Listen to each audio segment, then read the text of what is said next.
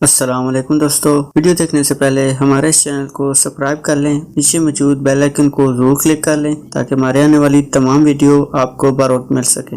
زرتاج کے دل میں خوشی کے فوارے چھوٹ رہے تھے، لیکن اس نے بناوٹی طور پر خفا ہونے کا اظہار کرتے ہوئے کہا، نہ مائیوں، نہ مہندی، نہ ڈھولکی بجی، بس پکڑا اور نکاح کے بندھن میں باندھ دیا۔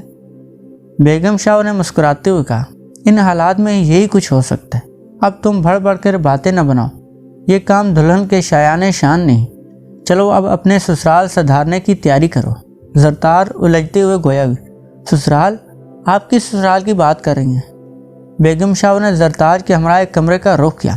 چند لمحوں کے بعد وہ کمرے میں برآمد ہوئی اور اس کے ہمراہ ایک نوجوان لڑکا تھا۔ عامر نے لڑکے کو گھورتے ہوئے کہا، باجی یہ لڑکا کون ہے؟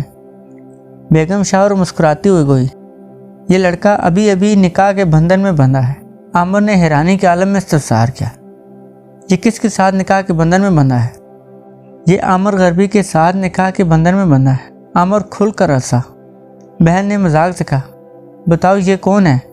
یہ زرتاج بیگم۔ زرتاج کو ایک نوجوان کے روپ میں ڈالا گیا تھا، لہذا عامر کی بہن نے اس کے لیے ایک گھوڑے کا بندوبست کر دیا۔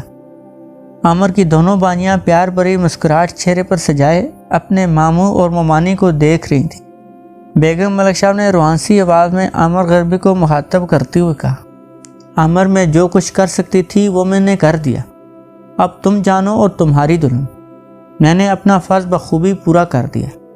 مصر میں تم دونوں کے لیے خطرہ ہی خطرہ ہے، اس لیے اپنی دلہن کو لے کر اسے جلد از جلد خیر باد کہہ دو۔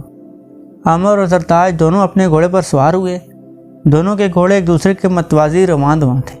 عامر کی بہن اور بانجیاں حویلی کی چھت پر کھڑی ان کی رخصت کا منظر اپنی آنکھوں کے رستے اپنے دل میں سمو رہی تھیں۔ اگرچہ مصر پر دوسری مرتبہ لشکر کشی کرنے سے سلطان نور الدین زنگی کو کوئی قابل ذکر سیاسی فائدہ تو نہ ہوا، لیکن اس یرغمال نے شاہ امر کو بخبر اور چکنا ضرور کر دیا۔ وہ محسوس کر چکا تھا سلطان نور الدین زنگی کا لشکر حسب منشا دمشق سے پیش قدمی کرتا ہوا مصر تک رسائی حاصل کر سکتا ہے، لہذا اسے ایسے اقدامات سر انجام دینے کی ضرورت ہے جو اس خطرے کا مستقل تدارک کرنے کا سبب بن سکے، تاکہ وہ مصر پر بھی اپنا اثر و رسوخ برقرار رکھ سکے اور اس کے علاوہ شمال اور جنوب دونوں طرف سے مسلمانوں کو حصار میں آنے سے محفوظ رکھے۔ اصول مقصد کے لیے اس کے ذہن میں دو تدبیریں گردش کر رہی تھیں۔ ایک تدبیر یہ تھی کہ مصر کا اقتدار اپنے ہاتھ میں لے لے، اور اس کا حوالہ اس نے ملک شاہ کو دے دیا تھا۔ دوسری تدبیر زیادہ کارگر نہ تھی، جس کے تحت وہ شمال میں دمشق پر چڑھائی کرتے ہوئے سلطان نور الدین زنگی کی فوجی طاقت کو اس قدر تہس نہس کر دے وہ مصر کی جانب آنکھ اٹھانے کا خیال ہی اپنے دل سے نکال دے۔ شیخوں نے دانشمندی کا مظاہرہ کرتے ہوئے مصر سے واپسی کے لیے ایک نئے راستے کا انتخاب کیا تھا۔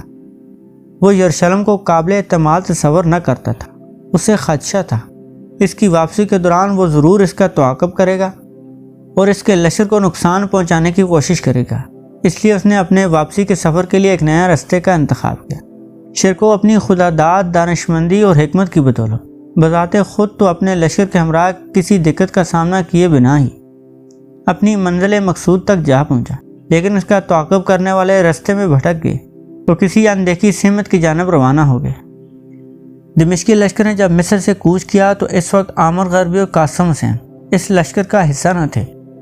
عامر غربی کی بابت اور صلاح الدین کو علم تھا، وہ اپنی بہن سے ملاقات کرنے کے لیے روانہ ہوا ہے۔ بہن سے ملاقات تو دیدار زرتاج کا محض ایک بہانہ ہی تھا۔ زرتاج سے اس کی آخری ملاقات دائمی رفاقت میں تبدیل ہو گئی۔ ملک شاہ کی بیگم نے دانشمندی کا مظاہرہ کرتے ہوئے عامر غربی اور زرتاج کو ازدواجی بندھن میں باندھ کر ایک دوسرے کا جیون ساتھی بنا دیا تھا۔ اس لمحے زرتاج ایک نوجوان لڑکے کے روپ میں عامر غربی کی شریک سفر تھی۔ عامر غربی اپنے سالار صلاح الدین سے یہ وعدہ کر کے آیا تھا وہ اپنی بہن سے ملاقات کرنے کے بعد دمشقی لشکر کی پہلی منزل کی قیام گاہ پر لشکر سے آن ملے گا۔ اگرچہ صلاح الدین اسے یہ پیشکش بھی کر چکا تھا، اگر وہ چاہے تو مصر میں رہائش اختیار کر سکتا ہے، لیکن عامر غربی نے دمشق کو قاہرہ پر ترجیح دی اور بقایا زندگی دمشق میں گزارنے کا فیصلہ کیا تھا، لہذا وہ زرتاج کے ہمراہ دمشقی فوج کے پڑاؤ کی جانب روانہ ہوا اور بنا کسی دقت کے اس مقام تک جا پہنچا جہاں لشکر نے اپنا پہلا پڑاؤ ڈالنا تھا، لیکن اس وقت اس کی حیرت کی کوئی انتہا نہ رہی۔ جب اسے دور دور تک دمشقی لشکر کے پڑاؤ کے کوئی آثار دکھائی نہ دے رہے۔ وہ اگر تنہا ہوتا تو اس کا کوئی مسئلہ نہ تھا، لیکن اس کے ساتھ اس کی دلہن بھی اس لڑکے کے روپ میں اس کی شریک سفر تھی جو کسی بھی لمحے پہچانی جا سکتی تھی۔ لہذا عامر غربی اسی پریشانی میں مبتلا تھا۔ شام گہری ہوتی چلی جا رہی تھی اور رات بسر کرنے کی فکر لاحق ہو رہی تھی۔ عامر غربی کو سامنے ایک سرائے نظر آئی جہاں پر رات گزارنے کے لیے جگہ میسر آ سکتی تھی۔ اگرچہ وہ عیسائی علاقہ نہ تھا، لیکن اس کے باوجود بھی وہ علاقہ عیسائیوں کا زیر اثر تھا، اور اس راستے پر واقع تقریب سب ہی سرائیں عیسائی ملکیت میں تھیں۔ عامر غربی نے اپنا گھوڑا روکتے ہوئے پرملال لہجے میں کہا، بڑا برا ہوا زرتاج، دمشقی لشکر کا پہلا پڑاؤ اس سرائے کے قریب جوار میں ہونا چاہیے تھا، لیکن اس کے پڑاؤ کے کوئی آثار دکھائی نہیں دیتے، جس کا مطلب یہ ہے دمشقی لشکر نے راستہ نہیں اپنایا اور وہ کسی اور راستے سے دمشق کی جانب روانہ ہوا ہے۔ زرتاج نے مسکراتے ہوئے کہا، وضاحت پیش کرنے کی کوئی ضرورت نہیں، اور نہ ہی میں نے تمہارے کوئی غلطی پکڑی ہے، میں تو تمہارے حواس باختہ ہونے پر ہنس رہی ہوں۔ عامر نے عالم پریشانی میں گھورتے ہوئے کہا، بھائی یہ کون سا ہنسنے کا موقع ہے؟ ایک تو عیسائیوں کی سرائے، دوسرا تم نقلی روپ میں، اور سب سے بڑھ کر کہ ہم مسلمان ہیں۔ اگر میں اکیلا ہوتا تو عامر نے اپنی بات ادھوری چھوڑ دی۔ یاسر نے بڑے اشتیاق سے استفسار کیا، اگر تم اکیلے ہوتے تو کیا کرتے؟ اکیلا ہوتا تو اپنے آپ کو عیسائی ظاہر کرتا۔ یاسر گویا ہوا، اگر آپ مثلتاً عیسائی بن سکتے ہیں تو یاسر کیوں مثلتاً کا تقاضا نہیں نبھا سکتا؟ کئی عیسائی لڑکیاں میری دوست رہی ہیں، میں عیسائیوں کا مذہب اور رسم و رواج سے بخوبی آشنا ہوں۔ آپ بے فکر ہیں، میں پہچانی نہیں جاؤں گی۔ عامر گھوڑے سے چھلانگ لگاتے ہوئے گویا ہوا، سبحان اللہ، تم نے تو کمال ہی کر دیا۔ اب یہ طے ہو گیا ہم دونوں عیسائی ہیں، اب ہمیں اپنے عیسائی نام تجویز کرنے ہیں۔ یاسر نے بے ساختہ جواب دیا، تمہارا نام ہوم، میرا نام گومز، بڑا بھائی ہومز، چھوٹا بھائی گومز۔ عامر نے زرتاج کے اس فیصلے کو سراہتے ہوئے کہا، تمہاری خوبیاں تو اب عیاں ہو رہی ہیں۔ زرتاج سے یاسر اور اب گومز، کیا بات ہے تمہاری؟ یہ میری خوش قسمتی ہے، تم میری شریک حیات ہو۔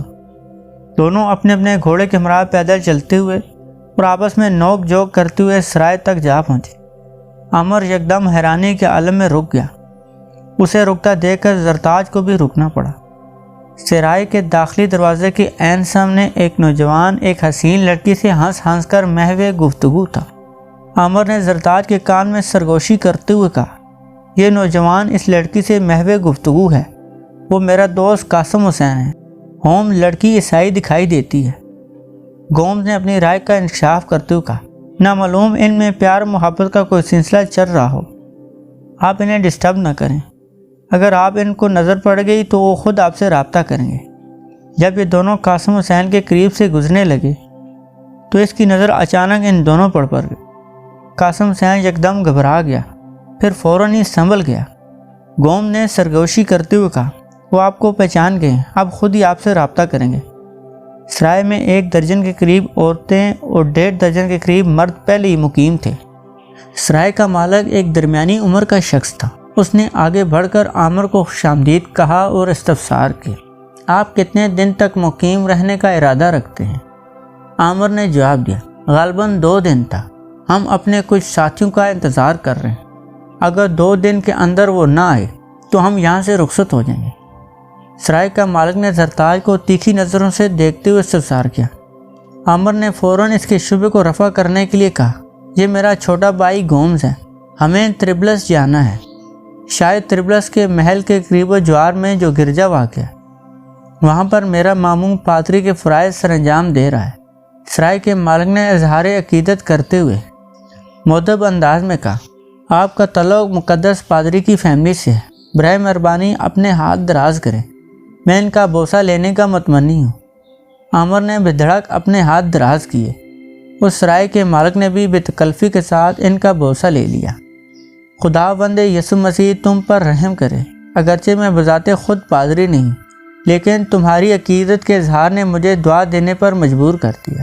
آپ میرے ہمراہ تشریف لائیں، میں آپ کو دیگر مسافروں سے متعارف کرواؤں گا، وہ یہ جان کر ازحد خوش ہوں گے، ان کے ساتھ پادری خاندان کا ایک چشمہ چراغ موجود ہے۔ سرائے کے مالک نے جس خلوص کے ساتھ پیشکش کی عامر اسے ٹھکرا نہ سکا، اگرچہ وہ اندرون خانہ خائف تھا۔ اگر اس کا بید کھل گیا تو اس کی ہلاکت یقینی ہے۔ اگرچہ زرتاج کی پریشانی بھی دیدنی تھی، لیکن اسے عامر کی دیدہ دلیری پر حیرت ہو رہی تھی۔ عامر نے خود کو ایک پادری کا بھانجا بتا کر اس لیے پیش کیا تھا سرائے کا مالک اس کے لیے کوئی مسئلہ کھڑا نہ کر دے۔ اس کے علاوہ وہ یہ بھی دیکھ چکا تھا قاسم حسین نے بھی عیسائیت کا لبادہ اوڑھ رکھا ہے۔ عامر عیسائیوں کے رسم و رواج اور اقدار سے بخوبی آشنا تھا، کیونکہ اسکندریہ کے علاوہ صحت میں بھی عیسائی مقیم تھے اور کئی شہروں میں تو وہ بکثرت آباد تھے۔ ہومز سرائے کے مالک کے ساتھ چلنے کے ارادے سے اٹھ کھڑا ہوا۔ سرائے کا مالک آگے آگے چلنے لگا اور ہومز اپنے خیالات میں مست اس کے پیچھے چلنے لگا۔ گونز بھی ان کے ہمراہ چلنے لگا۔ یہ ہیں طرابلس کے بڑے پادری کے بھانجے مسٹر ہومز۔ ہومز کو متعارف کروانے کے بعد سرائے کے مالک نے کس قدر توقف اختیار کیا۔ اس دوران ہومز نے سلسلہ کلام آگے بڑھاتے ہوئے کہا، اور میرے ہمراہ میرا چھوٹا بھائی گوم بھی ہے۔ ہم دونوں طرابلس کے لیے محو سفر ہیں۔ میرے مسافر بھائیوں، میں نے آپ کو مسٹر ہومز اور گوم سے محض اس لیے تعارف کروایا ہے۔ یہ دونوں بڑے پادری کے بھانجے ہیں اور ہمارے درمیان ان کی موجودگی ہمارے لیے باعث فخر ہے، کیونکہ اس دور اقتادہ سرائے کو آج تک کسی پادری کی میزبانی کا شرف حاصل نہیں ہوا۔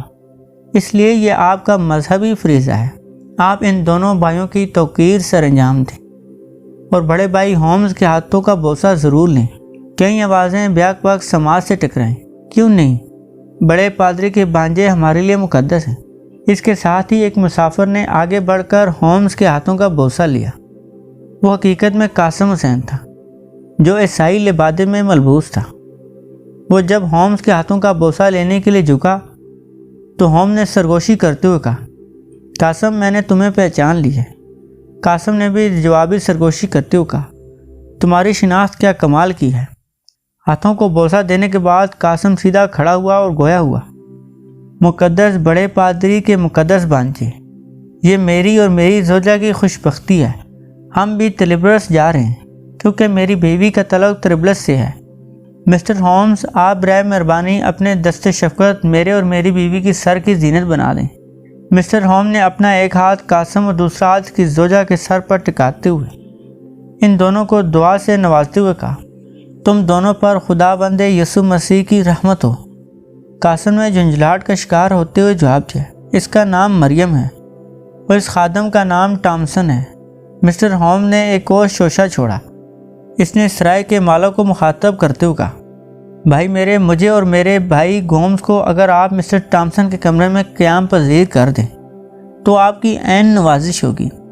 سرائے کے مالک نے پرمسرت لہجے میں کہا، کیوں نہیں؟ آپ پوری سرائے کے مالک ہیں۔